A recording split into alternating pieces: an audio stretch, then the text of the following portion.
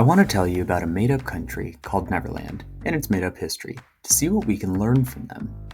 This is Mark Perspectives, and today we're going to see how a country can get it wrong. I'm Cameron Irvin, and this is brought to you by Irvin Wenmore. So, Neverland was a country that did a lot of economic building in the 1950s, through the far-out 1960s, the groovy 70s, and the heavy metal and big hair rock band of the 1980s. And during that time, it actually pulled the country up from being an emerging economy to being a developed one, and quite a developed one. It had an inward culture that focused on preserving its traditions and supporting its local businesses and the economy, and it had strict immigration policies. Its people were incredibly friendly. They were capable, they had lots of innovation, they had amazing food, and, of course, their land was stunningly beautiful. They had a philosophy of doing things well to make sure everything is all right for the future. Real estate prices during this time across Neverland rose by as much as 6 to 7 times, specifically throughout the 1980s. There was a lot of strong confidence, as the Neverland economic model, often referred to as Neverland Inc., seemed to be invincible.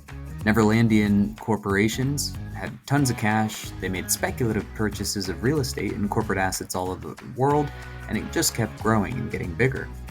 It actually became the largest share market in the world, even bigger than the US, and bigger than Canada, the UK, Germany, France, and all of the rest of Europe combined.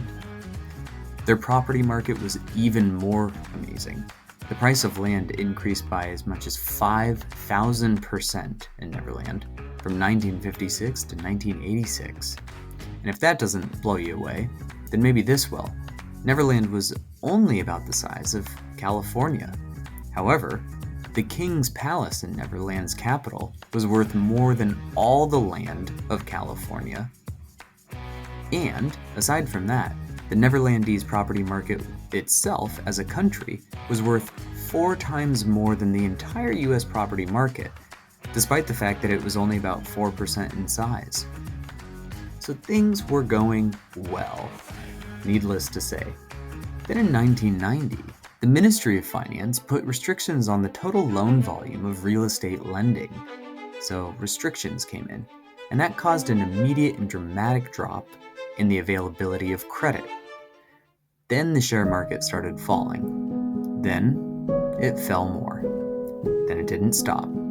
In fact, the share market didn't reach its bottom until 20 years later in 2009, but it was only at that point about 1/5 of what its previous high point was. That's a pretty big loss. The property market did the same thing, falling all the way to 2009, and even today, in 2022, both the share and property markets are still about 30% underneath their high points back in the end of 1889.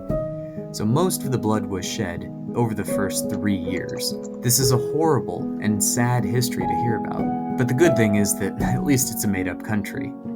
But you know what's a real country? Japan. So this is not a made-up history of Neverland. This is actually the real history of Japan.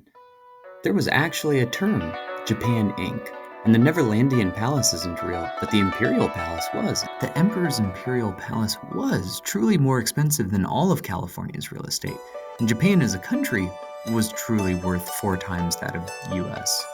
Japan was running the world and enjoying unrivaled prosperity until, well, they weren't.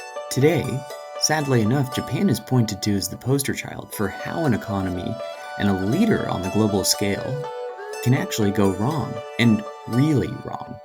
And Japan is still suffering from these events more than 3 decades later. Bear in mind that Japan, being one of the major players, or biggest players in the world, seemed like it was untouchable. But the fact of the matter is, it wasn't. It fell from its high point, and there's a lot of ways that it rivals similarities between New Zealand. I mean, for example, our foods even look somewhat similar. Pies are round, sushi is round. Think about that. On a more serious note, both countries do share a number of similarities. They are net exporting economies. They've had amazing share and property markets, albeit at different times. They're relatively independent from other countries, and both are island nations known for making exceptional produce and meats. Now, I want to be clear about what this is and what this is not. This is not a fortune telling, a prophecy, or some kind of forecast. Those are problematic for many reasons, and it's a whole different topic that we'll cover in the future. This is just comparing possibilities and how to protect yourself against the downsides in a smart and practical way. There's a couple of main takeaways from this allegory of history, though. So, we want to make sure that we can learn from Japan's mistakes here, and most of their mistakes actually relate to diversification. When it comes to diversifying, having all your eggs in one country's basket is a risk. It's worked out well for New Zealand for a very long time, but it happened in Japan, and it's not unreasonable to think that a similar thing could happen to New Zealand, or any other country for that matter. Nobody is impervious to having their share market drop and be a little bit shaken. Secondly, Japan had a very steamy and frothy property market, which helped many people build wealth. But just like their share market, that wasn't sustainable. This is a good reason not to just invest in property and say something like, oh, well, it never goes down.